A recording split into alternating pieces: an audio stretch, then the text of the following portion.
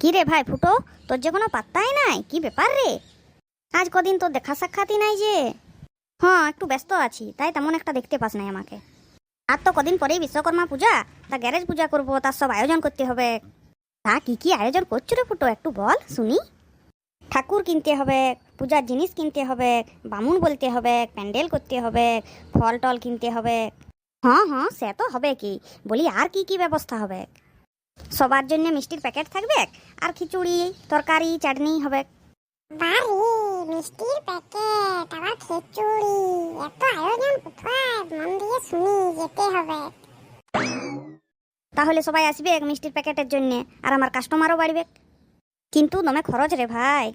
শুন ভাই, যদি চাস তো একটা আইডিয়া দিতে পারি, কিন্তু গাল দিস না।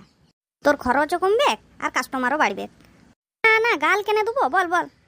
শুন, বিশ্বকর্মার মূর্তিটাও তো মাটির কিনতে হবে নাই, ভালো একটা কাগজের ফটো কিনে নিবি, আর তোর মা আর বইয়ের শাড়িগুলো দিয়ে প্যান্ডেলটা করে নিবি।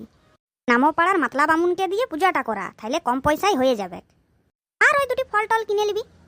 আর শুন, কাস্টমার বাড়ার কথা তুই ভাবতেও পারবি নাই। বল বল। তুই ইংলিশ মালের ব্যবস্থা রাখ, ওপেন টু অল, আর সাথে চাখনা।